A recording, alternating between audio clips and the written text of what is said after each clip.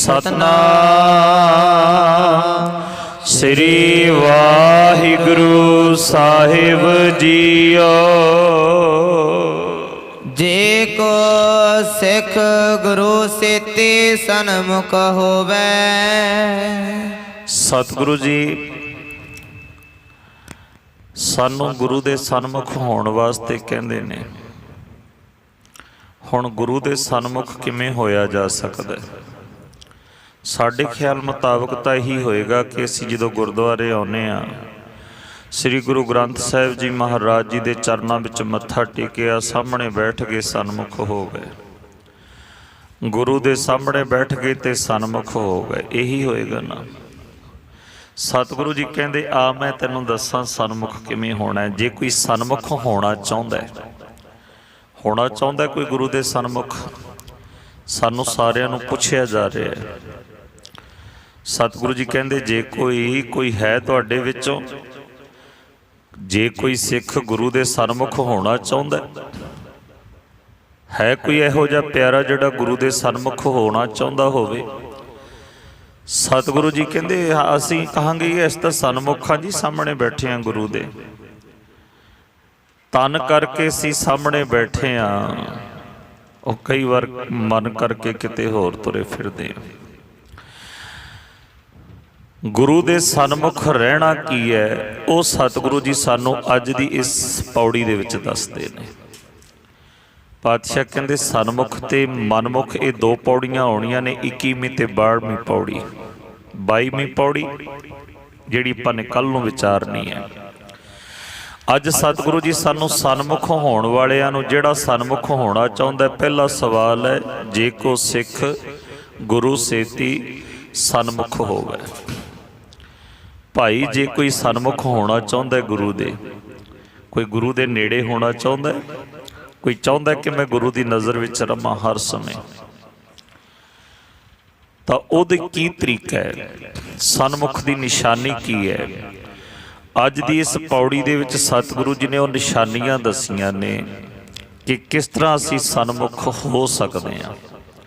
कल्ला सामने बैठ जाना सन्मुख नहीं, जा ये ना होवे कि असीं इत्थों तर कहीए कि असीं गुरु दे सन्मुख हां पर मन किते होर दौड़िया फिरदा होवे, अंदरों किते होर तुरे फिरदे होईए, भटकना साडी किते होर लगी होवे। धन श्री गुरु अमरदास पातशाह कहते जरूरी है सन्मुख होना, गुरु दे सन्मुख होना बड़ा लाजमी है। सन्मुख उन्हां नूं आखिया जांदा है, पातशाह अपनी बाणी दे विच दसदे ने कि जिहड़े अंदरों गुरु नूं ध्याउंदे ने, जपदे ने, सिमरदे ने। सो पातशाह ने पहली पंक्ति दे विच एक सवाल कीता साडे अगे कि असीं जिन्ने बैठे हां गुरु दे कोल सन्मुख होना चाहुंदे हो?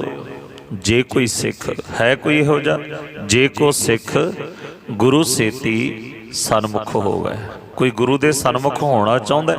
इस तरह सतगुरु गुरु अमरदास पातशाह सानू पुछदे ने ते अगे ओहदियां निशानियां दसदे ने कि सन्मुख होण वास्ते सानू की करना पैना, किहड़ियां किहड़ियां निशानियां ने। सतगुरु किरपा करदे हन। होवे तां सन्मुख सिख कोई, जिह रहै गुर नाले। सब तो पहली निशानी, पहला सब तो की करना होएगा जे सन्मुख होना है। पहली पंक्ति विच सवाल सी जे को सिख गुरु सेती सन्मुख होवे। हुण दूसरी पंक्ति दे विच सतगुरु जी दसदे ने उहनूं करना की पैना है। 4-5 चीज़ां करनियां पैणियां ने। पातशाह कहंदे 4-5 पड़ाव ने जिहड़े तैनूं तय करने पैणे ने, इस पौड़ी विच दसदे ने। पातशाह कहंदे होवे तां सन्मुख सिख कोई, ਉਹ सिख गुरु दे सन्मुख हो सकता है किहड़ा? जे को जियों रहे गुर नाले। अंदरों शरीर करके नहीं, ये ना होवे बाहरों तां गुरु दे कोल बैठा होवे ते अंदरों किते होर तुरिया फिरदा होवे। बस इत्थे गलती हो जाती है ना। धन श्री गुरु नानक देव जी महाराज जी ने सुल्तानपुर दे विच ਉਹ ਕਾਜ਼ੀਆਂ ਨੂੰ ਨਹੀਂ ਦੱਸਿਆ ਸੀ, ਨਵਾਜ਼ ਪੜ੍ਹਨ ਵਾਲਿਆਂ ਨੂੰ ਜਿਹੜੇ ਨਵਾਜੀ ਆਏ ਸੀ ਉਹਨਾਂ ਨੂੰ ਨਹੀਂ ਕਿਹਾ ਸੀ ਕੱਲਾ, ਜਾਂ ਦੌਲਤ ਖਾਨ ਨੂੰ ਨਹੀਂ ਸੀ ਕਿਹਾ, ਸਾਨੂੰ ਸਾਰਿਆਂ ਨੂੰ ਹੀ ਗੱਲ ਆਖੀ ਸੀ। ਉਹ ਸਨਮੁਖ ਹੋਣ ਦਾ ਤਰੀਕਾ ਧੰਨ ਸ੍ਰੀ ਗੁਰੂ ਨਾਨਕ ਦੇਵ ਜੀ ਮਹਾਰਾਜ ਜੀ ਨੇ ਮਸਜਿਦ ਦੇ ਵਿੱਚ ਜਾ ਕੇ ਦੱਸਿਆ। ਨਮਾਜ਼ ਪੜ੍ਹੀ ਜਾ ਰਹੀ ਹੈ, ਧੰਨ ਸ੍ਰੀ ਗੁਰੂ ਨਾਨਕ ਦੇਵ ਜੀ ਮਹਾਰਾਜ ਦੇਖ ਕੇ ਮੁਸਕਰਾ ਰਹੇ ਨੇ। ਸਮੇਂ ਦਾ ਹਾਕਮ ਵੀ ਨਾਲ ਹੈ, ਧਰਮ ਦਾ ਜਿਹੜਾ ਆਗੂ ਕਾਜੀ ਹੈ ਉਹ ਨਮਾਜ਼ ਪੜ੍ਹਾ ਰਿਹਾ ਹੈ। ਨਮਾਜ਼ ਪੜ੍ਹੀ ਗਈ, ਸਮਾਪਤੀ ਹੋਈ। ਗੁਰੂ ਨਾਨਕ ਪਾਤਸ਼ਾਹ ਉਹਨਾਂ ਨੂੰ ਮੱਥਾ ਟੇਕਦਿਆਂ ਨੂੰ, ਬਾਰ-ਬਾਰ ਝੁਕਦਿਆਂ ਨੂੰ ਵੇਖ ਕੇ ਮੁਸਕਰਾ ਰਹੇ ਨੇ। ਔਰ ਜਦੋਂ ਨਮਾਜ਼ ਦੀ ਸਮਾਪਤੀ ਹੋਈ, ਖਤਮ ਹੋਈ ਨਮਾਜ਼, ਹੁਣ ਉਹ ਕਾਜੀ ਕਹਿੰਦਾ, ਮਹਾਰਾਜ ਤੁਸੀਂ ਕਹਿੰਦੇ ਸੀ ਕਿ ਗੁਰੂ ਨਾਨਕ ਸਭ ਦੇ ਸਾਂਝੇ ਨੇ, ਦੌਲਤ ਖਾਂ ਨੂੰ ਕਹਿੰਦੇ ਨੇ, ਤੁਸੀਂ ਤਾਂ ਕਹਿੰਦੇ ਸੀ ਗੁਰੂ ਨਾਨਕ ਸਭ ਦੇ ਸਾਂਝੇ ਨੇ, ਇਹ ਤਾਂ ਸਾਡੀ ਨਮਾਜ਼ ਦੀ ਤੋਹੀਨ ਕਰ ਰਹੇ ਨੇ। ਗੁਰੂ ਨਾਨਕ ਪਾਤਸ਼ਾਹ ਕਹਿੰਦੇ, ਕਾਜੀ ਤੋਹੀਨ ਮੈਂ ਨਹੀਂ, ਨਮਾਜ਼ ਦਾ ਮਜ਼ਾਕ ਤੂੰ ਉਡਾ ਰਿਹਾ ਹੈ, ਨਮਾਜ਼ ਦੀ ਤੋਹੀਨ ਤੂੰ ਕਰ ਰਿਹਾ, ਮੈਂ ਨਹੀਂ ਕੀਤੀ। ਉਹ ਕਹਿੰਦੇ, ਜੇ ਤੋਹੀਨ ਨਹੀਂ ਕੀਤੀ ਤੁਸੀਂ ਸਾਡੇ ਨਾਲ ਨਮਾਜ਼ ਕਿਉਂ ਨਹੀਂ ਪੜ੍ਹੀ? ਆਏ ਸੀ ਤੁਸੀਂ ਮਸਜਿਦ ਦੇ ਵਿੱਚ ਸਾਡੇ ਨਾਲ ਨਮਾਜ਼ ਪੜ੍ਹਨ ਵਾਸਤੇ। ਸਤਿਗੁਰੂ ਗੁਰੂ ਨਾਨਕ ਪਾਤਸ਼ਾਹ ਕਹਿੰਦੇ, ਕਿਹਦੇ ਨਾਲ ਪੜ੍ਹਦਾ? ਦੱਸੋ ਮੈਂ ਕਿਹਦੇ ਨਾਲ ਨਮਾਜ਼ ਪੜ੍ਹਦਾ? ਕਹਿੰਦੇ, ਜੀ ਦੌਲਤ ਖਾਂ ਨਵਾਬ, ਇੱਥੋਂ ਦਾ ਨਵਾਬ ਹੈ, ਨਮਾਜ਼ ਪੜ੍ਹਨ ਵਾਸਤੇ ਆਇਆ, ਤੁਹਾਨੂੰ ਲੈ ਕੇ ਆਇਆ ਬੜੇ ਪਿਆਰ ਨਾਲ, ਇਹਨਾਂ ਨਾਲ ਬੈਠ ਕੇ ਨਮਾਜ਼ ਪੜ੍ਹਨੀ ਸੀ ਤੁਸੀਂ। ਧੰਨ ਗੁਰੂ ਨਾਨਕ ਪਾਤਸ਼ਾਹ ਕਹਿੰਦੇ, ਇਕੱਲਾ ਸਿਰ ਝੁਕਾਉਣ ਨਾਲ ਨਮਾਜ਼ ਪੜ੍ਹੀ ਜਾਂਦੀ ਹੈ? ਬਾਰ-ਬਾਰ ਗੋਡਿਆਂ ਤੇ ਕੰਨਾਂ ਤੇ ਹੱਥ ਲਾ ਕੇ ਸਿਰ ਝੁਕਾ ਲਈਏ ਨਮਾਜ਼ ਪੜ੍ਹੀ ਜਾਂਦੀ ਹੈ, ਇਹਨੂੰ ਤੁਸੀਂ ਨਮਾਜ਼ ਕਹਿੰਦੇ ਹੋ? ਉਹ ਕਹਿੰਦੇ, ਤੁਸੀਂ ਨਮਾਜ਼ ਕਿਹਨੂੰ ਕਹਿੰਦੇ ਹੋ? ਗੁਰੂ ਨਾਨਕ ਪਾਤਸ਼ਾਹ ਕਹਿੰਦੇ, ਨਮਾਜ਼ ਉਹਨੂੰ ਆਖਿਆ ਜਾਂਦਾ ਜਿਹੜਾ ਹਾਜ਼ਰ ਹੋਵੇ ਨਮਾਜ਼ ਦੇ ਵਿੱਚ। ਤੁਹਾਡੇ ਤਨ ਹਾਜ਼ਰ ਸੀ, ਮਨ ਹਾਜ਼ਰ ਨਹੀਂ ਸੀ। ਮਨ ਕਿਤੇ, ਕਿਉਂਕਿ ਧਰਮ ਦਾ ਕੰਮ ਜਿਹੜਾ ਨਾ, ਉਹ ਦੋਨੇ ਚੀਜ਼ਾਂ ਹਾਜ਼ਰ ਹੋਣੀਆਂ ਚਾਹੀਦੀਆਂ ਨੇ। ਤਨ ਵੀ ਹਾਜ਼ਰ ਹੋਵੇ ਤੇ ਸਾਡਾ ਮਨ ਵੀ ਉੱਥੇ ਹੋਵੇ, ਜਿੱਥੇ ਸਰੀਰ ਹੈ ਮਨ ਵੀ ਉੱਥੇ ਹੋਵੇ। ਬਾਕੀ ਦੁਨੀਆ ਦੇ ਕੰਮ ਇਹੋ ਜਿਹੇ ਨੇ ਜਿੱਥੇ ਤਨ ਦੀ ਹਾਜ਼ਰੀ ਨੂੰ ਹਾਜ਼ਰੀ ਮੰਨਿਆ ਜਾਂਦਾ, ਮਨ ਭਾਵੇਂ ਜਿੱਥੇ ਮਰਜ਼ੀ ਹੋਵੇ। ਇਕੱਲੇ ਸੈਨ ਕਰੋ, ਪਤਾ ਲੱਗ ਜਾਂਦਾ ਬੰਦਾ ਹਾਜ਼ਰ ਹੋਇਆ। ਹੁਣ ਤਾਂ ਹੋਰ ਸਿਸਟਮ ਆ ਗਏ, ਅੰਗੂਠੇ ਲਾ ਦਿਓ, ਪਤਾ ਲੱਗ ਜਾਂਦਾ ਬੰਦਾ ਹਾਜ਼ਰ ਹੈ।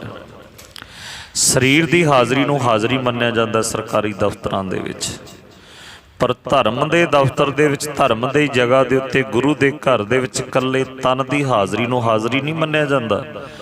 ਇੱਥੇ ਤਾਂ ਮਨ ਵੀ ਹਾਜ਼ਰ ਹੋਣਾ ਚਾਹੀਦਾ ਹੈ। ਸਤਿਗੁਰੂ ਗੁਰੂ ਨਾਨਕ ਪਾਤਸ਼ਾਹ ਕਹਿੰਦੇ, ਦੌਲਤ ਖਾਂ ਤੂੰ ਤਾਂ ਕਾਬਲੀ ਘੋੜੇ ਖਰੀਦਦਾ ਫਿਰਦਾ ਸੀ, ਤੂੰ ਕਿੱਥੇ ਸੀ ਨਮਾਜ਼ ਵਿੱਚ ਪੜ੍ਹਨਾ? ਤੂੰ ਤਾਂ ਮਸਜਿਦ ਦੇ ਵਿੱਚ ਆਏ ਨਹੀਂ, ਤੇਰਾ ਮਨ ਤੇ ਆਇਆ ਹੀ ਨਹੀਂ ਮਸਜਿਦ ਦੇ ਵਿੱਚ।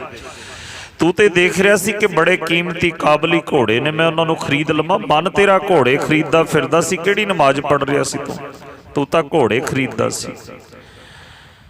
ਦੌਲਤ ਖਾਂ ਕਹਿੰਦਾ, ਹਾਂ ਮਹਾਰਾਜ ਸੱਚ ਬੋਲ ਰਹੇ ਹੋ ਤੁਸੀਂ, ਮੇਰਾ ਮਨ ਘੋੜਿਆਂ ਵਿੱਚ ਸੀ। ਮੈਂ ਸੋਚ ਰਿਹਾ ਸੀ ਕਿ ਇਹ ਘੋੜਾ ਮੈਂ ਕਿਤੇ ਖਰੀਦ ਲਵਾਂ ਤਾਂ ਚੰਗਾ, ਕਿਤੇ ਹੋਰ ਨਾ ਕੋਈ ਖਰੀਦ ਕੇ ਲੈ ਜਾਏ। ਉਹ ਕਹਿੰਦੇ, ਚਲੋ ਮੈਂ ਤੇ ਨਹੀਂ ਸੀ ਹਾਜ਼ਰ। ਕਾਜੀ ਕਹਿੰਦਾ, ਮੈਂ ਤੇ ਇੱਥੇ ਸੀ ਜੀ, ਮੈਂ ਤੇ ਹਾਜ਼ਰ ਸੀ, ਮੇਰੇ ਨਾਲ ਨਮਾਜ਼ ਪੜ੍ਹਨੀ ਸੀ। ਗੁਰੂ ਨਾਨਕ ਪਾਤਸ਼ਾਹ ਕਹਿੰਦੇ, ਝੂਠ ਨਾ ਬੋਲੀ, ਤੇਰੇ ਘਰ ਘੋੜੀ ਸੂਈ ਹੈ ਨਾ, ਛੋਟਾ ਜਿਹਾ ਬਸ਼ੇਰਾ ਘਰ ਦੇ ਵਿੱਚ ਇੱਕ ਟੋਆ ਤੁਸੀਂ ਪੁੱਟਿਆ ਹੋਇਆ, ਤੇਰਾ ਮਨ ਤਾਂ ਬਸ਼ੇਰੇ ਸਾਂਭਣ ਵਿੱਚ ਲੱਗਿਆ ਹੋਇਆ ਸੀ, ਕਿਤੇ ਟੋਏ 'ਚ ਨਾ ਡਿੱਗ ਪਵੇ, ਕਿਤੇ ਉਹ ਬਸ਼ੇਰਾ ਨਾ ਡਿੱਗ ਪਵੇ। ਤੂੰ ਤਾਂ ਬਸ਼ੇਰੇ ਸੰਭਾਲਦਾ ਫਿਰਦਾ ਸੀ, ਜਵਾਨ ਤੋਂ ਅੱਲਾ ਅੱਲਾ ਕਹਿ ਰਿਹਾ ਸੀ, ਅੱਲਾ ਨਾਲ ਜੁੜਿਆ ਸੀ ਤੂੰ। ਕਾਜੀ ਹਜੇ ਥੋੜੇ ਜਿਹੀ ਕੰਨਾ ਕੰਨੀ ਕਤਰਦਾ ਸੀ। ਦੌਲਤ ਖਾਂ ਕਹਿੰਦਾ, ਮੰਨ ਜਾ ਜੇ ਸੱਚ ਹੈ, ਗੁਰੂ ਨਾਨਕ ਦਿਲਾਂ ਦੀਆਂ ਜਾਣਨ ਵਾਲਾ ਹੈ। ਕਾਜੀ ਨੇ ਕਿਹਾ, ਹਾਂ ਮਹਾਰਾਜ, ਮੇਰਾ ਧਿਆਨ ਵੀ ਬਸ਼ੇਰੇ ਵਿੱਚ ਹੀ ਲੱਗਿਆ ਹੋਇਆ ਸੀ। ਔਰ ਸੱਚ ਜਾਣਿਓ, ਅਸੀਂ ਜਿੰਨੇ ਬੈਠੇ ਹਾਂ, ਕੋਈ ਬਿਰਲਾ ਹੋਏਗਾ ਜਿਹਦਾ ਮਨ ਗੁਰੂ ਨਾਲ ਹੈ। ਅਸੀਂ ਵੀ ਬਸ਼ੇਰੇ ਹੀ ਸਾਂਭਦੇ ਫਿਰਦੇ ਹਾਂ। ਹੁਣ ਸਾਡਾ ਧਿਆਨ ਪਤਾ ਨਹੀਂ ਕਿੱਥੇ ਲੱਗਿਆ ਹੋਇਆ ਹੁਣ ਵੀ। ਕਈਆਂ ਦਾ ਕੱਪੜਿਆਂ 'ਚ ਪਿਆ ਹੋਣਾ, ਕਈਆਂ ਦਾ ਨਿੰਦਿਆ ਚੁਗਲੀਆਂ ਵਿੱਚ ਪਿਆ ਹੋਣਾ। ਸਾਡਾ ਮਨ ਵੀ ਤਾਂ ਇੱਧਰ ਉੱਧਰ ਹੀ ਭਟਕਦਾ ਫਿਰਦਾ। ਕੋਈ ਕਹਿੰਦਾ ਕਿਵੇਂ ਤੁਰਦਾ ਹੈ, ਕੋਈ ਕੁਝ ਕਰਦਾ, ਮਨ ਇੱਧਰ ਉੱਧਰ ਭਟਕਦਾ ਫਿਰਦਾ। ਸਤਿਗੁਰੂ ਜੀ ਕਹਿੰਦੇ, ਤੇਰੀ ਮਨ ਦੀ ਹਾਜ਼ਰੀ ਚਾਹੀਦੀ ਹੈ। ਸਾਹਿਬ ਸ੍ਰੀ ਗੁਰੂ ਹਰਗੋਬਿੰਦ ਸਾਹਿਬ ਸੱਚੇ ਪਾਤਸ਼ਾਹ ਅੰਮ੍ਰਿਤ ਵੇਲਾ ਚੌਕੜਾ ਮਾਰਿਆ ਹੋਇਆ ਸੱਚੇ ਪਾਤਸ਼ਾਹ ਨੇ। ਦੀਵਾਨ ਦੀ ਸਮਾਪਤੀ ਹੋਈ। ਗੁਰੂ ਹਰਗੋਬਿੰਦ ਸਾਹਿਬ ਜੀ ਮਹਾਰਾਜ ਕੋਲੇ ਭਾਈ ਗੁਰਦਾਸ ਭਾਈ ਬਿਧੀ ਚੰਦ ਆਦਿਕ ਸਿੱਖ ਬੈਠੇ ਹੋਏ ਨੇ, ਭਾਈ ਗੋਪਾਲਾ ਬੈਠਾ ਹੋਇਆ। ਸਤਿਗੁਰੂ ਕਹਿੰਦੇ ਭੁੱਖ ਲੱਗੀ ਹੈ, ਬੜੀ ਭੁੱਖ ਲੱਗੀ ਹੈ। ਸਿੱਖਾਂ ਨੇ ਕਿਹਾ ਮਹਾਰਾਜ ਲੰਗਰ ਦਾ ਤੇ ਟਾਈਮ ਨਹੀਂ, ਪਰ ਜੇ ਤੁਹਾਨੂੰ ਭੁੱਖ ਲੱਗੀ ਹੈ ਹੁਕਮ ਕਰੋ ਕੀ ਲੈ ਕੇ ਆਈਏ ਤੁਹਾਡੇ ਵਾਸਤੇ, ਅਸੀਂ ਹੁਣੀ ਲੈ ਆਉਂਦੇ ਹਾਂ, ਜੋ ਤੁਸੀਂ ਹੁਕਮ ਕਰੋ। ਸਤਿਗੁਰੂ ਜੀ ਕਹਿੰਦੇ ਰੋਟੀ ਦੀ ਭੁੱਖ ਨਹੀਂ, ਪਦਾਰਥ ਦੀ ਭੁੱਖ ਨਹੀਂ, ਮੈਨੂੰ ਜਪਜੀ ਸਾਹਿਬ ਦੀ ਭੁੱਖ ਲੱਗੀ ਹੈ। ਕੋਈ ਸਿੱਖ ਪਿਆਰ ਨਾਲ ਜਪਜੀ ਸਾਹਿਬ ਦਾ ਪਾਠ, ਸ਼ੁੱਧ ਪਾਠ ਸੁਣਾਓ। ਭਾਈ ਗੋਪਾਲੇ ਨੇ ਹੱਥ ਜੋੜੇ, ਸੱਚੇ ਪਾਤਸ਼ਾਹ ਮੈਂ ਸੁਣਾਵਾਂ? ਸਤਿਗੁਰੂ ਕਹਿੰਦੇ ਹਾਂ ਗੋਪਾਲਿਆ ਸੁਣਾ, ਜਪਜੀ ਸਾਹਿਬ ਦਾ ਪਾਠ ਸੁਣਾ, ਮਨ ਚਿੱਤ ਇੱਕ ਕਰਕੇ ਸ਼ੁੱਧ ਪਾਠ ਸੁਣਾ। ਭਾਈ ਗੋਪਾਲਾ ਜੀ ਪਾਠ ਕਰਨ ਲੱਗੇ, ਬੜੇ ਪਿਆਰ ਨਾਲ ਜਪਜੀ ਸਾਹਿਬ ਦਾ ਪਾਠ ਕਰ ਰਹੇ ਨੇ। ਅਖੀਰਲੀਆਂ ਪੌੜੀਆਂ ਤੇ ਪਹੁੰਚ ਗਏ, ਸੱਚਖੰਡ ਤੱਕ ਪਹੁੰਚ ਗਏ। ਕਰਮਖੰਡ ਧਰਮਖੰਡ ਸਾਰੇ ਜਦੋਂ ਪੜ੍ਹ ਕੇ, ਜਦੋਂ ਸਿੱਖ ਕਰਮਖੰਡ ਧਰਮਖੰਡ ਦੀਆਂ ਪੌੜੀਆਂ ਪੜ੍ਹ ਰਿਹਾ ਸੀ, ਸਤਿਗੁਰੂ ਗੁਰੂ ਹਰਗੋਬਿੰਦ ਸਾਹਿਬ ਜੀ ਮਹਾਰਾਜ ਹੌਲੀ ਹੌਲੀ ਸਿੰਘਾਸਨ ਤੋਂ ਥੱਲੇ ਨੂੰ ਜਾ ਰਹੇ ਸੀ ਕਿ ਜਦੋਂ ਇਹ ਸਿੱਖ ਨੇ ਜਪਜੀ ਸਾਹਿਬ ਦਾ ਪਾਠ ਪੂਰਾ ਕਰ ਦਿੱਤਾ, ਮੈਨੂੰ ਇਸ ਸਿੰਘਾਸਨ ਤੇ ਬਿਠਾ ਦੇਵਾਂ, ਸਿੰਘਾਸਨ ਇਸੇ ਨੂੰ ਦੇ ਦੇਵਾਂ। ਇੰਨੇ ਪਿਆਰ ਨਾਲ ਪਾਠ ਕਰ ਰਿਹਾ। ਜਦੋਂ ਅਸੀਂ ਬਾਣੀ ਪੜ੍ਹਦੇ ਹਾਂ, ਚਿੱਤ ਲਾ ਕੇ ਪੜ੍ਹੀਏ ਨਾ ਪਿਆਰ ਨਾਲ, ਗੁਰੂ ਸਾਹਿਬ ਸੁਣਦੇ ਨੇ, ਅਸੀਂ ਲੋਕਾਂ ਨੂੰ ਸੁਣਾਉਂਦੇ ਹਾਂ। ਜਿਸ ਦਿਨ ਮਨ ਵਿੱਚ ਆ ਗਿਆ ਨਾ ਮੇਰਾ ਸਤਿਗੁਰੂ ਸੁਣ ਰਿਹਾ, ਮੇਰੇ ਪਾਤਸ਼ਾਹ ਸੁਣ ਰਹੇ ਨੇ, ਮੈਂ ਅੰਦਰ ਨੂੰ ਸੁਣਾਉਣੀ ਹੈ, ਆਪਣੇ ਅੰਦਰ ਜਿਹੜਾ ਪਾਤਸ਼ਾਹ ਬੈਠਾ, ਉਸ ਦਿਨ ਆਨੰਦ ਆਉਣਾ। ਇੰਨੇ ਆਨੰਦ ਦੇ ਵਿੱਚ ਭਾਈ ਗੋਪਾਲਾ ਸਾਰਾ ਜਪਜੀ ਸਾਹਿਬ ਕਰ ਦਿੱਤਾ। ਅਖੀਰਲੀਆਂ ਪੰਕਤੀਆਂ ਰਹਿੰਦੀਆਂ ਨੇ। ਸਤਿਗੁਰੂ ਚਾਹੁੰਦੇ ਨੇ ਕਿ ਮੈਨੂੰ ਸਿੰਘਾਸਨ ਤੇ ਬਿਠਾ ਦੇਵਾਂ। ਭਾਈ ਗੋਪਾਲੇ ਦਾ ਧਿਆਨ ਗਿਆ ਸਤਿਗੁਰਾਂ ਵੱਲ ਕਿ ਸਿੰਘਾਸਨ ਤੋਂ ਪਰੇ ਨੂੰ ਹੋ ਰਹੇ ਨੇ, ਕਿਤੇ ਉੱਠ ਕੇ ਨਾ ਚਲੇ ਜਾਣ। ਫਿਰ ਮਨ ਵਿੱਚ ਸੋਚਦਾ ਹੈ, ਜੇ ਸਤਿਗੁਰੂ ਜੀ ਖੁਸ਼ ਹੋ ਜਾਣ ਨਾ ਪਾਠ ਤੇ ਬਾਣੀ ਤੇ, ਮੇਰੇ ਤੇ ਕਿਰਪਾ ਕਰ ਦੇਣ, ਜਿਹੜੇ ਕਾਬਲ ਤੋਂ ਘੋੜੇ ਆਏ ਨੇ ਉਹਨਾਂ ਦੇ ਵਿੱਚੋਂ ਇੱਕ ਘੋੜਾ ਮੈਨੂੰ ਦੇ ਦੇਣ। ਬੜੇ ਸੋਹਣੇ ਘੋੜੇ ਨੇ ਜਿਹੜੇ ਅੱਜ ਆਏ ਨੇ, ਇੱਕ ਘੋੜਾ ਮੈਨੂੰ ਦੇ ਦੇਣ। ਬਸ ਫਿਰ ਇੰਨਾ ਕੁ ਧਿਆਨ ਵਿੱਚ ਇੰਨੀ ਕੁ ਗੱਲ ਆਉਣ ਦੀ ਦੇਰ ਸੀ। ਜਦੋਂ ਧਿਆਨ ਘੋੜਿਆਂ ਵਿੱਚ ਗਿਆ, ਧਿਆਨ ਹੱਲ ਗਿਆ। ਸਤਿਗੁਰੂ ਜੀ ਨੇ ਚੌਕੜਾ ਮਾਰਿਆ, ਸਿੰਘਾਸਨ ਤੇ ਬੈਠੇ ਨੇ। ਜਦੋਂ ਸਮਾਪਤੀ ਕੀਤੀ, ਜਿਨੀ ਨਾਮ ਤੇ ਆਇਆ ਗਏ ਮਸਕਤ ਘਾਲ, ਨਾਨਕ ਤੇ ਮੁਖ ਉਜਲੇ ਕੀਤੀ ਛੁੱਟੀ ਨਾਲ।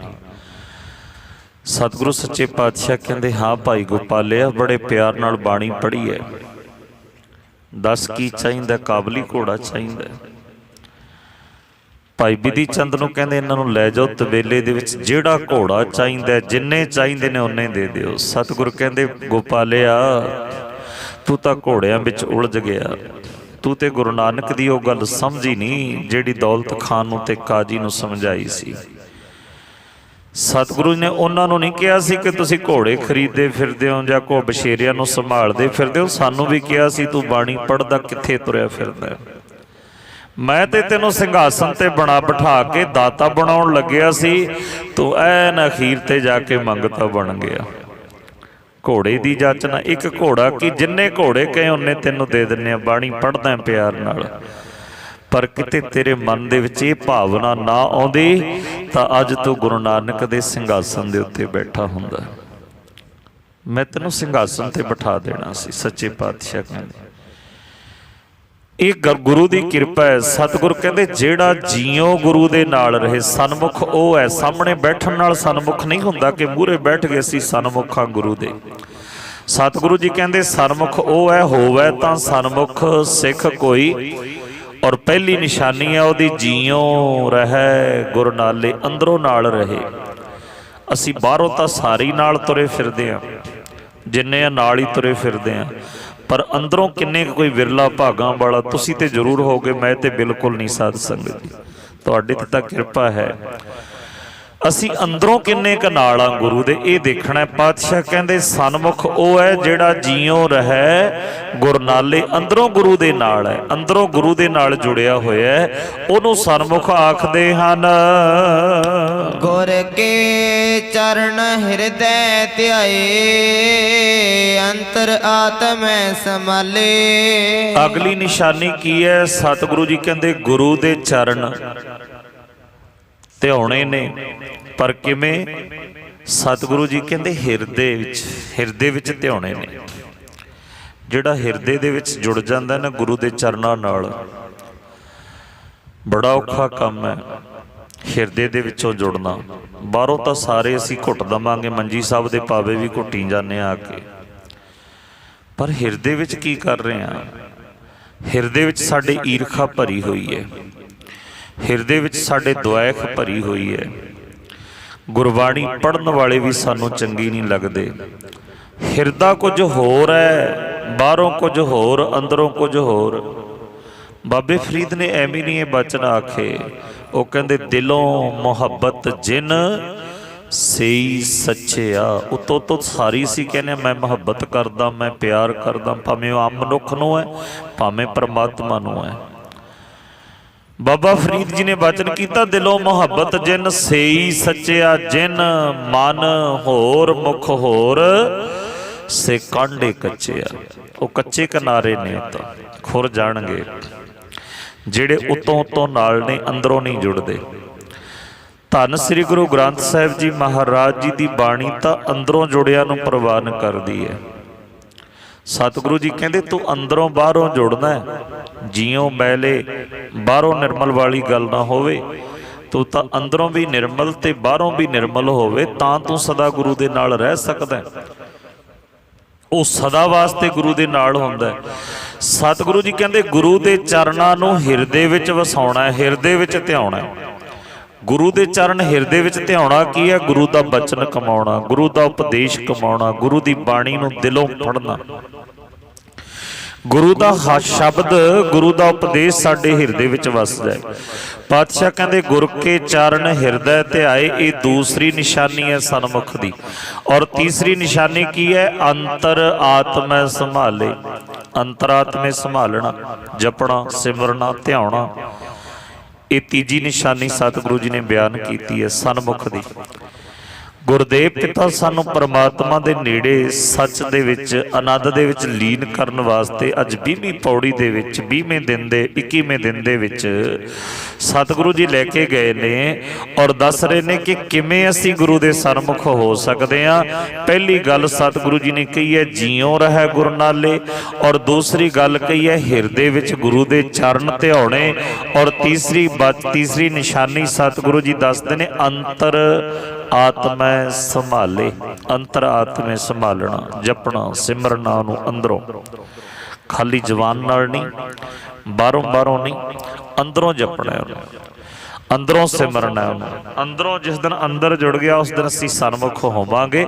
ਸਤਿਗੁਰੂ ਜੀ ਬਚਨ ਕਰਦੇ ਹਨ, ਆਪ ਸਦਾਰੈ ਪਰਨੈ ਗੁਰ ਬਿਨ ਅਵਰ ਨਾ ਜਾਣੈ ਕੋਈ। ਤਿੰਨ ਨਿਸ਼ਾਨੀਆਂ ਪਹਿਲਾਂ ਦੱਸੀਆਂ ਇਸ ਪੰਕਤੀ ਦੇ ਵਿੱਚ। ਸਤਿਗੁਰੂ ਜੀ ਕਹਿੰਦੇ ਆਪ ਛੱਡ, ਆਪਾ ਤਿਆਗਣਾ, ਹਉਮੈ ਛੱਡ ਦੇਣੀ, ਹੰਕਾਰ ਛੱਡ ਦੇਣਾ, ਮੈਂ ਕੁਝ ਕਰ ਸਕਦਾ ਇਹ ਛੱਡ ਦੇਣਾ, ਮੈਂ ਨਾ ਹੋਇਆ ਤੇ ਇਹ ਨਹੀਂ ਹੋਣਾ, ਇਹ ਸਭ ਕੁਝ ਭੁੱਲ ਜਾਣਾ ਹੈ।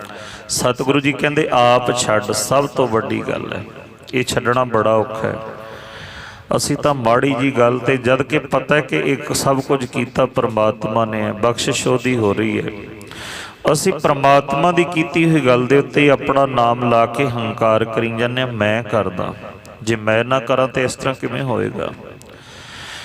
ਪਾਤਸ਼ਾਹ ਕਹਿੰਦੇ ਪਹਿਲੀ ਗੱਲ ਤੈਨੂੰ ਦੱਸੀ ਹੈ ਕਿ ਜੀਉ ਨਾਲ ਰਹਿਣਾ, ਚਰਨ ਹਿਰਦੇ ਵਿੱਚ ਧਿਆਉਣੇ ਨੇ, ਅੰਤਰ ਆਤਮੇ ਸੰਭਾਲਣਾ ਹੈ। ਹੁਣ ਕਿਤੇ ਇਹ ਤਿੰਨ ਪੜਾਅ ਤੈਅ ਕਰਨ ਤੋਂ ਬਾਅਦ ਹੰਕਾਰ ਨਾ ਕਰ ਲਈ। ਸਤਿਗੁਰੂ ਜੀ ਕਹਿੰਦੇ ਆਪਣਾ ਆਪ ਵੀ ਛੱਡਣਾ ਪੈਣਾ। ਭਗਤ ਕਬੀਰ ਨੇ ਸਾਨੂੰ ਇਹ ਗੱਲ ਬਹੁਤ ਪਿਆਰ ਨਾਲ ਸਮਝਾਈ ਹੈ। ਜੇ ਭਗਵਾਨ ਦੇ ਦਰਸ਼ਨ ਕਰਨੇ ਨੇ, ਉਹਨੂੰ ਭਗਵਾਨ ਮਿਲਦਾ।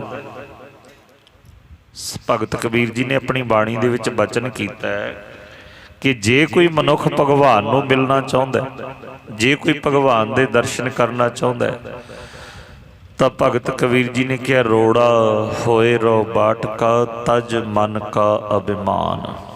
ਰਸਤੇ ਦੇ ਵਿੱਚ ਪਿਆ ਹੋਇਆ ਰੋੜਾ, ਕਿਉਂਕਿ ਘਰਾਂ ਵਿੱਚ ਤਾਂ ਕਈ ਰੋੜੇ ਪੱਥਰ ਪਏ ਹੁੰਦੇ ਨੇ, ਅਸੀਂ ਸੰਭਾਲ ਕੇ ਰੱਖੇ ਹੁੰਦੇ ਨੇ, ਪਰ ਜਿਹੜਾ ਰਸਤੇ ਵਿੱਚ ਰੋੜਾ ਪਿਆ ਹੋਵੇ ਨਾ, ਉਹਨੂੰ ਜਿਹੜਾ ਮਰਜ਼ੀ ਮਾਰਦਾ, ਪੈਰ ਦੀ ਠੁੱਡ ਇੱਧਰੋਂ ਉੱਧਰ ਕਰ ਦਿੰਦਾ, ਉੱਧਰੋਂ ਉੱਧਰ ਕਰ ਦਿੰਦਾ, ਉਹਦੀ ਕੋਈ ਸੰਭਾਲ ਨਹੀਂ ਹੁੰਦੀ।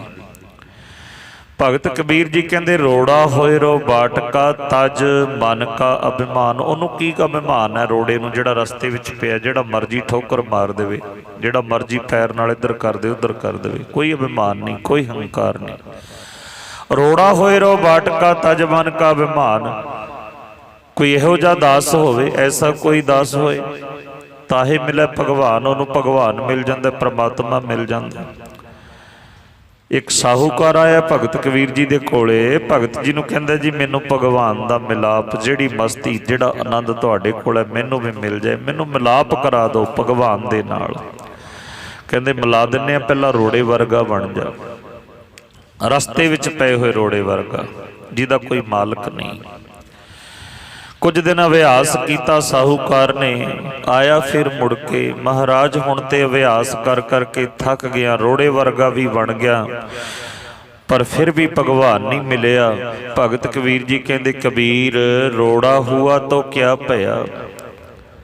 ਅਗਲਾ ਪੜਾ, ਅਗਲੀ ਮੰਜ਼ਿਲ ਤੇ ਲੈ ਕੇ ਜਾਂਦੇ ਨੇ। ਕਹਿੰਦੇ, ਕੀ ਹੋ ਗਿਆ ਜੇ ਤੂੰ ਰੋੜਾ ਬਣ ਗਿਆ? ਰੋੜਾ ਬਣਨ ਨਾਲ ਕੀ ਭਗਵਾਨ ਮਿਲ ਜਾਣਾ? ਪਹਿਲਾਂ ਕਿਹਾ ਸੀ ਰੋੜਾ ਬਣ ਜਾ ਭਗਵਾਨ ਮਿਲ ਜਾਏਗਾ, ਹੁਣ ਕਹਿੰਦੇ ਰੋੜਾ ਬਣਨ ਨਾਲ ਕਿਤੇ ਰੱਬ ਮਿਲਦਾ।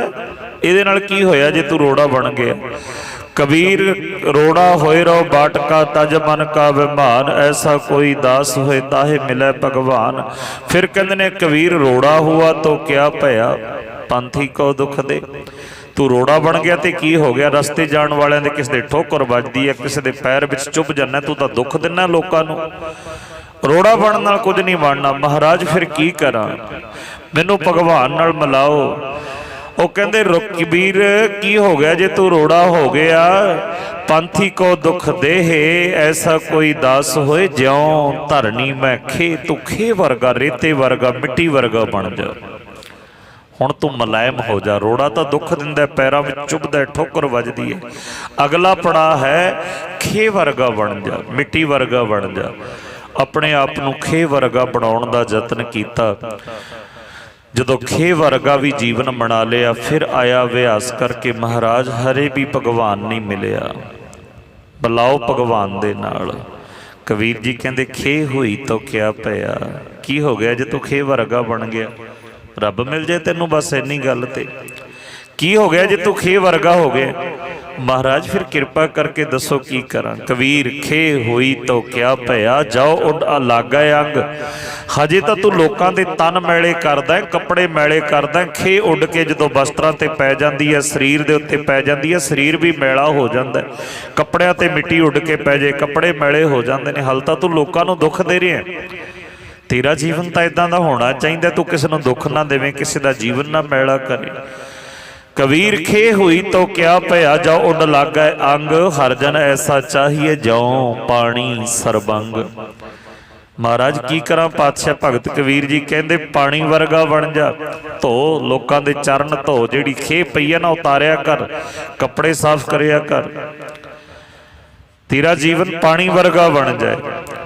ਹੁਣ ਆਪਣੇ ਆਪ ਨੂੰ ਹੋਰ ਬਦਲਿਆ, ਹੋਰ ਅਭਿਆਸ ਕੀਤਾ, ਪਾਣੀ ਵਰਗੇ ਬਣ ਗਏ। ਫਿਰ ਆ ਕੇ ਬੇਨਤੀ ਕੀਤੀ, ਮਹਾਰਾਜ ਹੁਣ ਤੇ ਪਾਣੀ ਵਰਗਾ ਵੀ ਹੋ ਗਿਆ, ਕਿਰਪਾ ਕਰੋ ਹੁਣ ਤੇ ਭਗਵਾਨ ਨੂੰ ਮਿਲਾ ਦਿਓ। ਭਗਤ ਕਬੀਰ ਜੀ ਕਹਿੰਦੇ, ਪਾਣੀ ਹੁਆ ਤੋ ਕਿਆ ਭਇਆ। ਕੀ ਹੋ ਗਿਆ ਜੇ ਤੂੰ ਪਾਣੀ ਬਣ ਗਿਆ? ਹਾਲ ਤਾਂ ਤੇਰੀ ਅਵਸਥਾ ਇਦਾਂ ਦੀ ਹੈ, ਤੈਨੂੰ ਥੋੜੀ ਜਿਹੀ ਧੁੱਪ ਲੱਗੇ ਗਰਮ ਹੋ ਜਾਣਾ, ਥੋੜੀ ਜਿਹੀ ਠੰਡ ਪੈ ਜੇ ਠੰਡਾ ਹੋ ਜਾਂਦਾ। ਕਿਸੇ ਨੂੰ ਠੰਡਾ ਲੱਗਦਾ, ਕਿਸੇ ਨੂੰ ਗਰਮ ਲੱਗਦਾ। ਕੋਈ ਠੰਡੇ ਨਾਲ ਨਹਾਉਂਦਾ, ਕੋਈ ਗਰਮ ਨਾਲ ਨਹਾਉਂਦਾ। ਕਿਸੇ ਨੂੰ ਪਾਣੀ ਠੰਡਾ ਲੱਗਦਾ, ਕਿਸੇ ਨੂੰ ਗਰਮ ਲੱਗਦਾ। ਦੁੱਖ ਤਾਂ ਦਿੰਦਾ ਨਾ ਤੂੰ, ਹਜੇ ਤਾਂ ਤੂੰ ਦੁੱਖ ਦਿੰਦਾ ਲੋਕਾਂ ਨੂੰ। ਕਬੀਰ ਪਾਣੀ ਹੁਆ ਤੋ ਕਿਆ ਭਇਆ, ਜੋ ਸੀਰਾ ਤਾਤਾ ਹੋਏ। ਕਿਸੇ ਨੂੰ ਠੰਡਾ ਲੱਗਦਾ, ਕਿਸੇ ਨੂੰ ਗਰਮ ਲੱਗਦਾ। ਹਲੇ ਤੇਰਾ ਸੁਭਾਅ ਬਦਲਦਾ, ਗਰਮੀ ਨਾਲ ਗਰਮ ਹੋ ਜਾਂਦਾ ਹੈ, ਠੰਡ ਦੇ ਨਾਲ ਠੰਡਾ ਹੋ ਜਾਂਦਾ ਹੈ। ਇਹ ਸੁਭਾਅ ਬਦਲਣਾ ਨਹੀਂ ਚਾਹੀਦਾ। ਭਗਤ ਜੀ ਦੇ ਚਰਨਾਂ ਵਿੱਚ ਬੇਨਤੀ ਕੀਤੀ, ਮਹਾਰਾਜ ਹੁਣ ਕੀ ਕਰਾਂ? ਪਾਣੀ ਵਰਗਾ ਵੀ ਹੋ ਗਿਆ। ਭਗਤ ਕਬੀਰ ਜੀ ਕਹਿੰਦੇ ਕਬੀਰ ਪਾਣੀ ਹੁਆ ਤੋ ਕਿਆ ਭਇਆ, ਜੋ ਸੀਰਾ ਤਾਤਾ ਹੋਏ ਹਰ ਜਨ ਐਸਾ ਚਾਹੀਏ ਜੈਸਾ ਹਰ ਹੀ ਹੋਏ।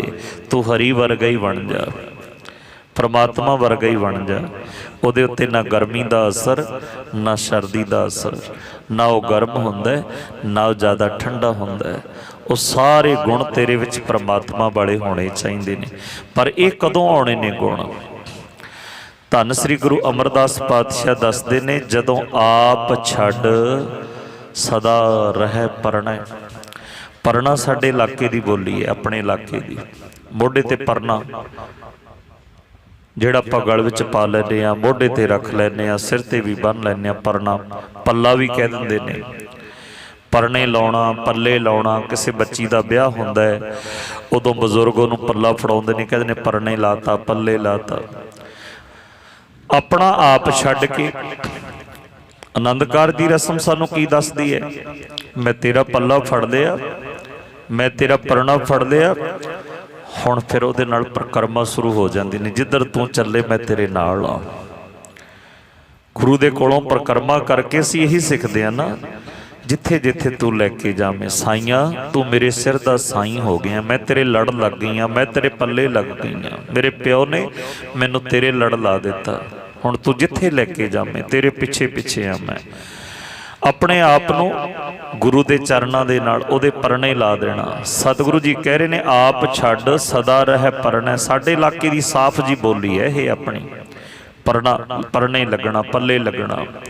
ਸਤਿਗੁਰੂ ਜੀ ਕਹਿੰਦੇ ਆਪ ਛੱਡ ਸਦਾ ਰਹਿ ਪਰਣਾ। ਔਰ ਸਭ ਤੋਂ ਵੱਡੀ ਗੱਲ ਕੀ ਹੈ? ਔਰ ਉਹ ਸਾਨੂੰ ਅਖੀਰ ਤੇ ਜਾ ਕੇ ਸਤਿਗੁਰੂ ਜੀ ਕਹਿੰਦੇ ਨੇ, ਪਾਤਸ਼ਾਹ ਕਹਿੰਦੇ ਸਦਾ ਰਹਿ ਪਰਣਾ, ਗੁਰ ਬਿਨ ਅਵਰ ਨਾ ਜਾਣੈ ਕੋਈ। ਗੁਰੂ ਤੋਂ ਬਿਨਾ ਕਿਸੇ ਨੂੰ ਕੁਝ ਨਾ ਸਮਝੇ, ਕਿਸੇ ਨੂੰ ਨਜ਼ਰ ਥੱਲੇ ਵੀ ਨਾ ਲੈ ਕੇ ਆਵੇ। ਆਪਾਂ ਵਿਚਾਰੀਏ ਜਿੰਨੇ ਕੁ ਬੈਠੇ ਆ, 20 ਦਿਨ ਆਪਾਂ ਨੂੰ ਹੋ ਗਏ ਗੁਰੂ ਦੇ ਦਰ ਤੇ ਆਉਂਦਿਆਂ ਨੂੰ। ਕਿਤੇ ਰਸਤੇ ਦੇ ਵਿੱਚ ਇਸ ਤਰ੍ਹਾਂ ਦਾ ਵਿਚਾਰ ਤੇ ਨਹੀਂ ਆਉਂਦਾ ਕਿਤੇ ਕੋਈ ਪੱਥਰ ਪਿਆ ਹੋਵੇ ਵੀ ਇੱਥੇ ਹੀ ਮੱਥਾ ਟੇਕ ਜਾਈਏ। ਆਹ ਕਿਤੇ ਮੂਰਤੀ ਜੀ ਬਣੀ ਹੋਈ ਹੈ, ਇੱਥੇ ਵੀ ਮੱਥਾ ਟੇਕ ਜਾਈਏ। ਸ਼ਬਦ ਦੇ ਨਾਲ ਜੁੜ ਕੇ ਜਾਂਦੇ ਹਾਂ। ਰਸਤੇ ਵਿੱਚ ਜਾਂਦਿਆਂ ਜਾਂਦਿਆਂ ਤਾਂ ਨਹੀਂ ਕਈ ਵਾਰੀ ਮੱਥਾ ਟੇਕਣ ਲੱਗ ਜਾਂਦੇ। ਸਤਿਗੁਰੂ ਜੀ ਕਹਿੰਦੇ ਤੂੰ ਤਾਂ ਗੁਰੂ ਤੋਂ ਬਿਨਾਂ ਕਿਸੇ ਨੂੰ ਹੋਰ ਨੂੰ ਨਹੀਂ ਮੰਨਣਾ। ਜਿਹਦੇ ਲੜ ਲੱਗਿਆ ਇਹਨੂੰ ਕਹਿ ਬਾਪੂ ਨੂੰ ਸਾਰਾ ਕੁਝ, ਸਾਰੇ ਦੁੱਖ ਇਹਦੇ ਕੋਲ ਰੋ। ਕਿਉਂ ਨਹੀਂ ਤੇਰੀਆਂ ਇੱਛਾ ਪੂਰੀਆਂ ਹੋਣਗੀਆਂ? ਕਿਉਂ ਨਹੀਂ ਤੇਰੇ ਕਾਰਜ ਸਵਰਨਗੇ? ਕਿਤੇ ਰਸਤੇ ਦੇ ਵਿੱਚ ਤਾਂ ਨਹੀਂ ਸਿੱਖਾ ਭਟਕਦਾ ਫਿਰਦਾ, ਇੱਧਰ ਉੱਧਰ ਤਾਂ ਨਹੀਂ ਝੁਕਦਾ ਫਿਰਦਾ। ਗੁਰੂ ਦੇ ਵਾਸਤੇ ਤਾਂ ਸਤਿਗੁਰੂ ਜੀ ਨੇ, ਸਿੱਖ ਦੇ ਵਾਸਤੇ ਸਿੱਖ ਕਿਹੜਾ ਹੈ? ਸਤਿਗੁਰੂ ਜੀ ਨੇ ਦੋ ਗੱਲਾਂ ਆਖੀਆਂ ਨੇ, ਇੱਕ ਸਨਮੁਖ ਤੇ ਇੱਕ ਨਾਲ ਸਿੱਖ। ਸਿੱਖ ਹੈ ਸਿੱਖਣ ਵਾਲਾ, ਸਨਮੁਖ ਹੈ ਜਿਹੜਾ ਗੁਰੂ ਨੂੰ ਅੰਦਰੋਂ ਆਪਣੇ ਨਾਲ ਸਮਝਦਾ ਕਿ ਗੁਰੂ ਮੇਰੇ ਅੰਗ ਸੰਗ। ਤੂੰ ਸਿੱਖ ਪਹਿਲਾਂ ਇਹ ਗੱਲਾਂ। ਸਤਿਗੁਰੂ ਜੀ ਨੇ ਕਿਹੜੀਆਂ ਕਿਹੜੀਆਂ ਸਿਖਾਈਆਂ ਨੇ? ਪਾਤਸ਼ਾਹ ਕਹਿੰਦੇ ਗੁਰੂ ਤੋਂ ਬਿਨਾਂ ਹੋਰ ਕਿਸੇ ਨੂੰ ਨਹੀਂ ਸਮਝਣਾ। ਜਦੋਂ ਤੂੰ ਇਸ ਤਰ੍ਹਾਂ ਮੰਨੇਗਾ ਨਾ, ਫਿਰ ਟਕਰਾ ਜਾਏਗਾ ਬੜੀਆਂ ਬੜੀਆਂ ਮੁਸ਼ਕਲਾਂ ਦੇ ਨਾਲ। ਦੋ ਸਿੱਖਾਂ ਦਾ ਇਤਿਹਾਸ ਆਪਾਂ ਪੜ੍ਹਦੇ ਹਾਂ, ਬਹੁਤ ਵਾਰ ਸੁਣਿਆ। 10ਵੇਂ ਪਾਤਸ਼ਾਹ ਗੁਰੂ ਗੋਬਿੰਦ ਸਿੰਘ ਜੀ ਮਹਾਰਾਜ ਜੀ ਦੇ ਦਰਬਾਰ ਵਿੱਚ ਦੋਨੋਂ ਹੀ ਰਹਿੰਦੇ ਨੇ। ਇੱਕ ਦਾ ਨਾਂ ਹੈ ਦੁਨੀ ਚੰਦ, ਇੱਕ ਦਾ ਨਾਂ ਹੈ ਭਾਈ ਬਚਿੱਤਰ ਸਿੰਘ। ਦੁਨੀ ਚੰਦ ਸਰੀਰ ਦਾ ਬਹੁਤ ਭਾਰੀ ਹੈ, ਸਰੀਰ ਬੜਾ ਮਜ਼ਬੂਤ ਹੈ। ਭਾਈ ਬਚਿੱਤਰ ਸਿੰਘ ਕਮਜ਼ੋਰ ਜੇ ਸਰੀਰ ਦਾ ਮਾਲਕ ਹੈ, ਮਧਰਾ ਜਾ ਕੱਦ ਹੈ ਉਹਨਾਂ ਦਾ। ਇੱਕ ਵਾਰ ਭੀਮ ਚੰਦ ਤੇ ਉਹਦੇ ਪੁੱਤਰ ਨੇ ਅਤੇ ਉਹਦੇ ਸਾਲੇ ਕੇਸਰੀ ਚੰਦ ਨੇ, ਇਹਨਾਂ ਨੇ ਵਿਚਾਰ ਬਣਾਈ ਕਿ ਕਿਲੇ ਦੇ ਅੰਦਰ ਕਿੰਨੇ ਕੁ ਸਿੱਖ ਨੇ? 8 ਮਹੀਨੇ ਹੋ ਗਏ ਸਾਨੂੰ ਘੇਰਾ ਪਾਏ ਨੂੰ। ਆਨੰਦਪੁਰ ਦੇ ਕਿਲੇ ਵਿੱਚ ਕਿੰਨੇ ਕੁ ਸਿੱਖ ਹੋਣੇ ਨੇ? ਆਪਾਂ ਕਿਲੇ ਦਾ ਦਰਵਾਜ਼ਾ ਤੋੜ ਕੇ ਸਾਰੀ ਫੌਜ ਇੱਕੋ ਦਮ ਹਮਲਾ ਕਰ ਦਈਏ। ਉਹਨਾਂ ਨੇ ਇੱਕ ਹਾਥੀ ਲਿਆ, ਹਾਥੀ ਨੂੰ ਸ਼ਰਾਬ ਪਿਲਾਈ, ਉਹਦੇ ਸਿਰ ਤੇ ਲੋਹੇ ਦੀਆਂ ਤਵੀਆਂ ਬੰਨ੍ਹ ਦਿੱਤੀਆਂ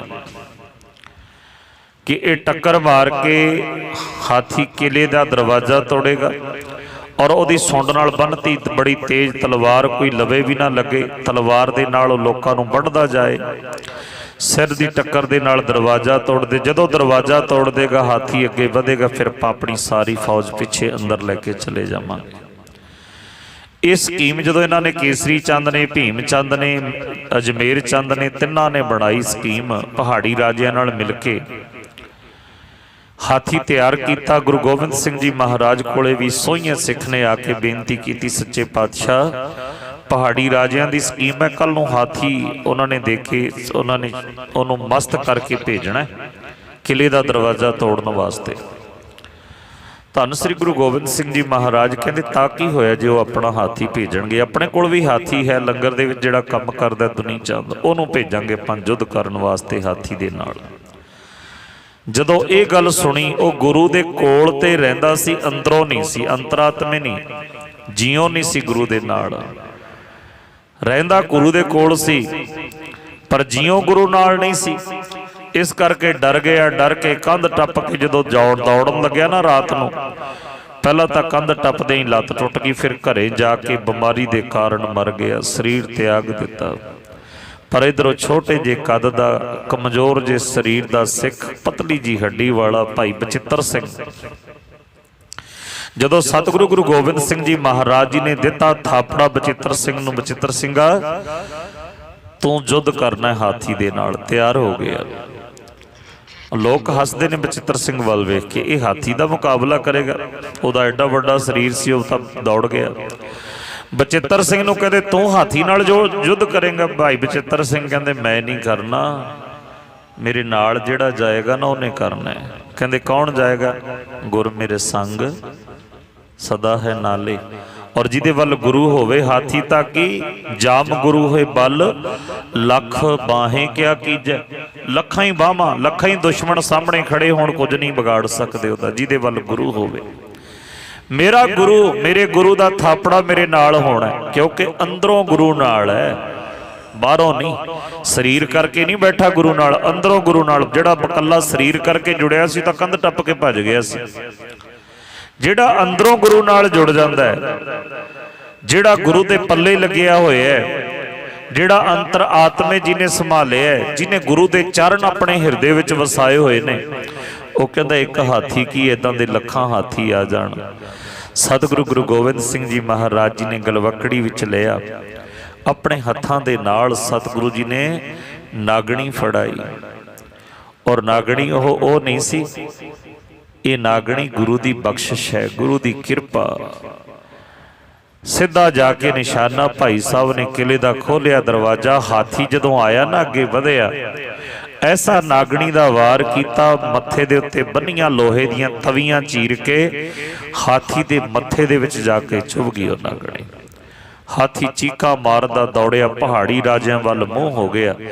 ਜਿਨ੍ਹਾਂ ਨੇ ਭੇਜਿਆ ਸੀ ਗੁਰੂ ਦੇ ਸਿੱਖਾਂ ਨੂੰ ਮਾਰਨ ਵਾਸਤੇ, ਉਹ ਹਾਥੀ ਨੇ ਪਹਾੜੀ ਰਾਜਿਆਂ ਵਿੱਚ ਭਾਜਣਾ ਪਾ ਦਿੱਤੀਆਂ, ਕਿਉਂਕਿ ਗੁਰੂ ਨਾਲ ਹੈ। ਜਿਨ੍ਹਾਂ ਦੇ ਗੁਰੂ ਨਾਲ ਹੋਵੇ ਉਹਨਾਂ ਨੂੰ ਵੱਡੀ ਤੋਂ ਵੱਡੀ ਮੁਸੀਬਤ ਕੁਝ ਨਹੀਂ ਵਿਗਾੜ ਸਕਦੀ ਉਹਨਾਂ ਦਾ। ਐਡੀਆਂ ਵੱਡੀਆਂ ਮੁਸੀਬਤਾਂ ਉਹ ਹਾਥੀਆਂ ਨਾਲ ਟਕਰਾ ਜਾਂਦੇ ਨੇ।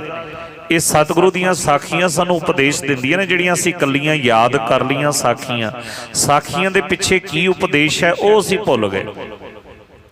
ਇਹ ਸਾਖੀਆਂ ਸਾਨੂੰ ਕੀ ਉਪਦੇਸ਼ ਦਿੰਦੀਆਂ ਨੇ? ਇੱਕ ਵਿਦਵਾਨ ਕਹਿੰਦਾ ਅਸੀਂ ਗੱਲਾਂ ਤੇ ਯਾਦ ਕਰ ਲਈਆਂ ਕਿ ਬਾਬੇ ਨਾਨਕ ਨੇ ਮੱਕਾ ਘੁਮਾਤਾ, ਬਾਬੇ ਨਾਨਕ ਨੇ ਡਿੱਗਦਾ ਹੋਇਆ ਪਹਾੜ ਰੋਕਤਾ ਪੰਜਾ ਲਾ ਕੇ, ਸਿਰਫ ਯਾਦ ਕਰ ਲਈਆਂ। ਕੀ ਉਹਨਾਂ ਦੇ ਪਿੱਛੇ ਸਾਨੂੰ ਉਪਦੇਸ਼ ਹੈ ਉਹ ਭੁੱਲ ਗਏ। एक विद्वान कहते बाबा हम जब भी तुम्हारे दर पे गए हाथों में लेकर फूल गए, भेटा लेके गए, फुल लेके गए, रुमाले लेके गए।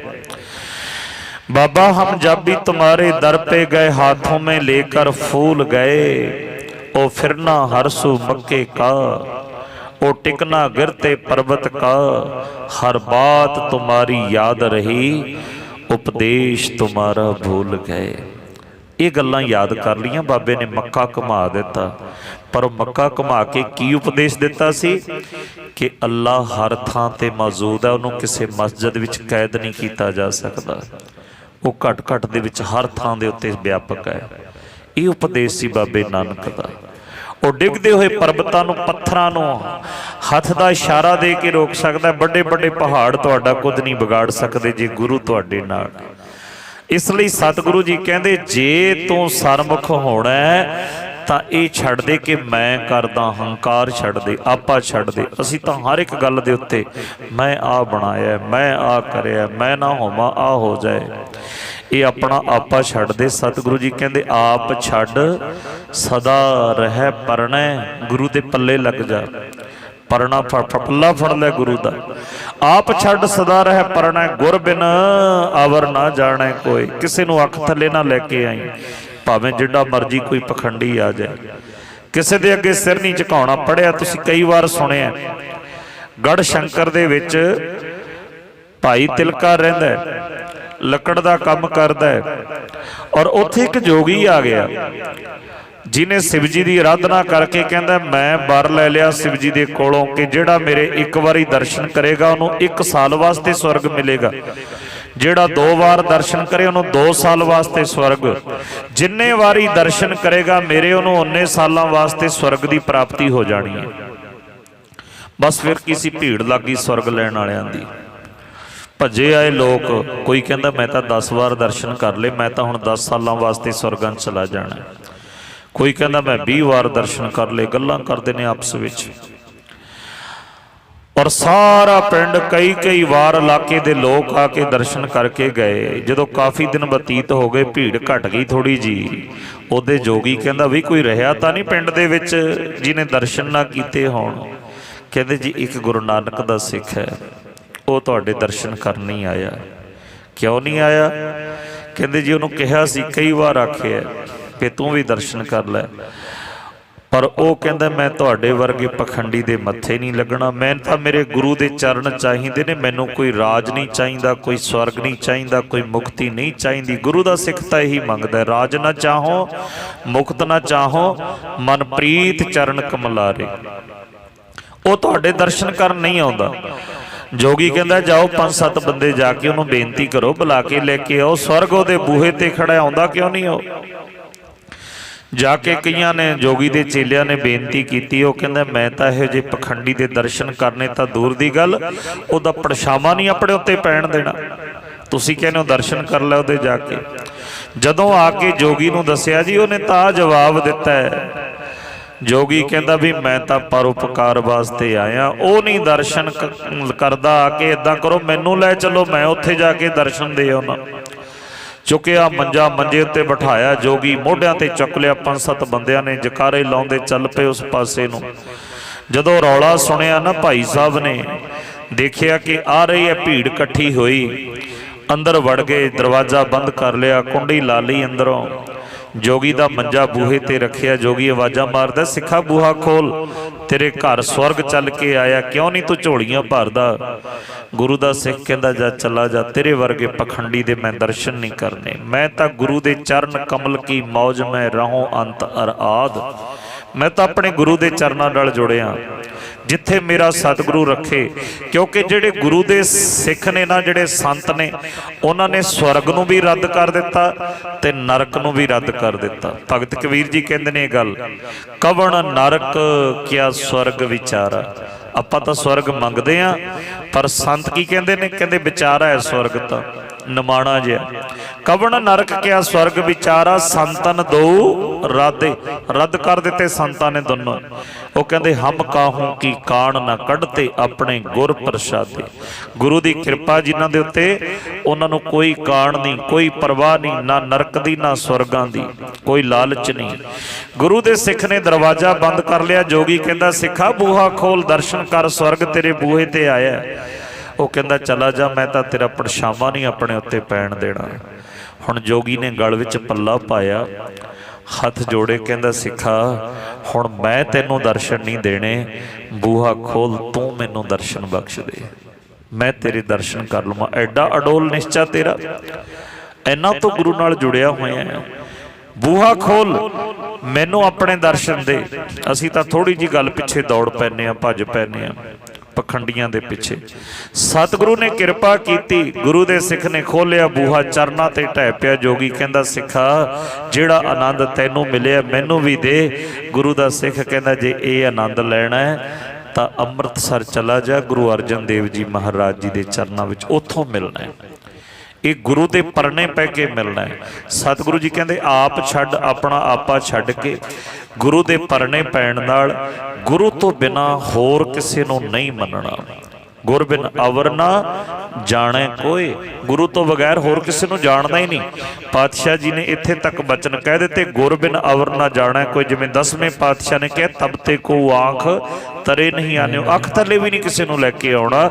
ਇਸ ਤਰ੍ਹਾਂ ਗੁਰੂ ਅਮਰਦਾਸ ਪਾਤਸ਼ਾਹ ਬਚਨ ਕਰਦੇ ਹਨ, ਕਹਿ ਨਾਨਕ ਸੁਣਹੁ ਸੰਤੋ, ਸੋ ਸਿੱਖ ਸਨਮੁਖ ਹੋਏ। ਧੰਨ ਸ੍ਰੀ ਗੁਰੂ ਅਮਰਦਾਸ ਸੱਚੇ ਪਾਤਸ਼ਾਹ ਕਹਿੰਦੇ ਨੇ, ਕਹਿ ਨਾਨਕ ਸੁਣਹੁ ਸੰਤੋ, ਹੇ ਸੰਤ ਜਨੋ, ਹੇ ਸਤ ਸੰਗੀਓ, ਹੇ ਰੱਬ ਦੇ ਪਿਆਰਿਓ, ਮੇਰੀ ਗੱਲ ਧਿਆਨ ਨਾਲ ਸੁਣੋ।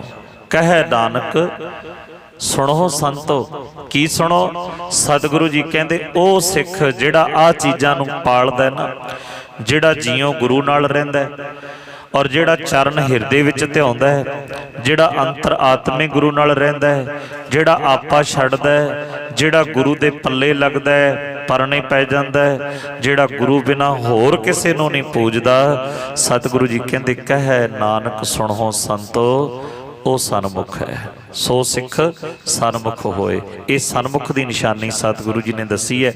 ਔਰ ਕੱਲ ਨੂੰ ਜੇ ਕੋਈ ਮਨਮੁਖ ਵੀ ਹੋਣਾ ਚਾਹੁੰਦਾ ਹੈ ਨਾ, ਉਹਦੀ ਗੱਲ ਵੀ ਸਤਿਗੁਰੂ ਜੀ ਨੇ ਦੱਸਣੀ ਹੈ ਕਿ ਮਨਮੁਖਾਂ ਦਾ ਕੀ ਹਾਲ ਹੁੰਦਾ ਹੈ। ਇਹ ਵਿਚਾਰ ਆਪਾਂ ਕੱਲ ਦੀ ਪੌੜੀ ਵਿੱਚ ਕਰਾਂਗੇ। ਅੱਜ ਇੱਥੇ ਹੀ ਸਮਾਪਤੀ ਹੈ, ਸਮਾਂ ਹੋ ਚੁੱਕਿਆ। ਗੱਜ ਵੱਜ ਕੇ ਫਤਿਹ ਬੁਲਾਓ। ਸਾਰੀ ਸੰਗਤ ਆਖੋ ਜੀ, ਵਾਹਿਗੁਰੂ ਜੀ ਕਾ ਖਾਲਸਾ, ਵਾਹਿਗੁਰੂ ਜੀ ਕੀ ਫਤਿਹ।